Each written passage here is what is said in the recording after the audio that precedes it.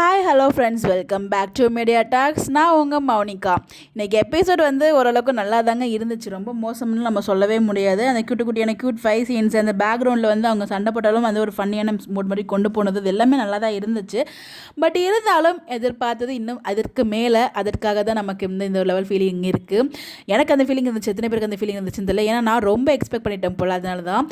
அதெல்லாம் ஓகேங்க, எபிசோடெல்லாம் விடுங்க. நாளைக்கு ப்ரிவியூவில் வச்சாங்க பாருங்கள் பெரிய ஆப். இதெல்லாம் எபிசோட நல்லா என்ஜாய் பண்ணுங்கள், இருங்க உங்களுக்கு இருக்குது பாருங்கள் பின்னாடி அப்படிங்கிற மாதிரி வந்து கடைசியாக ப்ரிவியூவில் வந்து நம்ம விஜய் வந்து விஜய்னு வெண்ணிலா கூப்பிட்றாங்க. அதை பார்த்துட்டு அவ்வளோ சந்தோஷப்படுறாரு நம்ம விஜய். அது காவேரி வந்து அவ்வளோ ஃபீல் பண்ணாத, நம்மளால ஃபீல் பண்ண முடிஞ்சிச்சு. அவங்க என்ன நினைக்கிறாங்க நம்மளால வந்து ஒரு புரியுது. ஏன்னா காவேரி கிட்ட ஆல்ரெடி வந்து சொல்லியிருக்காங்க வெண்ணிலா விஜய்னு சொல்லி, அவங்க ஆசிரமத்தில் இருக்கும்போது வெண்ணிலா சொல்லியிருக்காங்க. பட் ஃபர்ஸ்ட் டைம் விஜய் கிட்ட அவங்க விஜய் வந்து கூப்பிட்ருக்காங்க. அதனால அவர் அவ்வளோ சந்தோஷப்பட்டிருக்காரு. இதெல்லாம் இப்போ நாங்கள் கேட்டோம் உங்ககிட்ட, எதுக்காக இந்த மாதிரி ட்ராக் கொண்டு வரீங்க, எங்களையே இப்படி வெறுப்பேற்றுறீங்க அப்படின்ற மாதிரி தான் இருந்துச்சு. தயவுசெய்து வீக்கா ஃபேன்ஸ் வந்து ரொம்ப சோதிக்காதீங்கடா, எங்களை சோதிக்காதீங்க அப்படிங்கிற மாதிரி தான் இருந்துச்சு. பார்ப்போம் நாளைக்கு.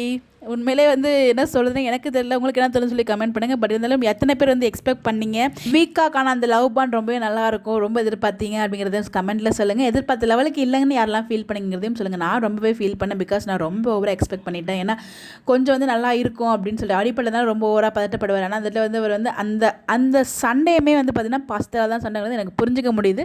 பட் இருந்தாலும் மனசு அக்செப்ட் பண்ண மாட்டேது, என்ன பண்ணுறது.